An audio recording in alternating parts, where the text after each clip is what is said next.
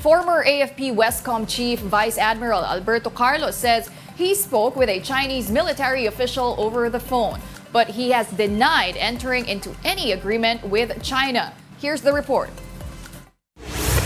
I did not forge any agreement at the level and magnitude that would bind our two countries for the long term and redefine foreign policy.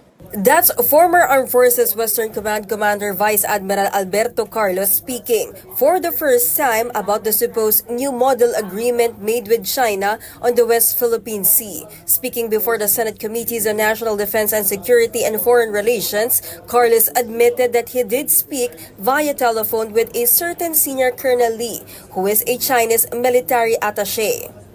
When asked further by the News 5 team later on, Carlos said the person he spoke to was Chinese Senior Colonel Lee Jianzhong. But in the hearing, Carlos denied that he entered into any agreement that endangers the country's national security.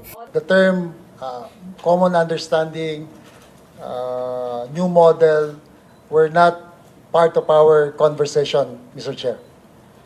Okay, what was the gist of your conversation and how many minutes was that conversation? As far as I can remember, Mr. Chair, it lasted for 3 to 5 minutes.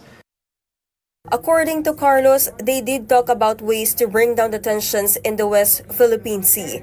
As for the details, Carlos asked for it to be tackled instead in an executive session. Carlos did share, though, that he was in the middle of an operation in the West Philippine Sea when Lee called him. Carlos said he did not know that the call was recorded. So I have not given my consent to record to anybody, and I have not been asked for permission to do so, Mr. Chair.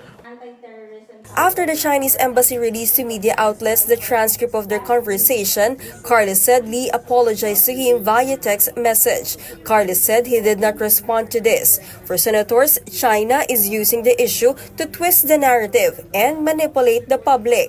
Senator Francis Tolentino also called out the Foreign Affairs Department for not immediately summoning Chinese Ambassador Wang Zilian after the release of the transcripts. But the DFA says charges must first be filed against the diplomat before they can take action. The agency explains diplomats have immunity under the Vienna Convention. They could argue, sir, that he was just exercising his function as part of his mandate as a member of the mission.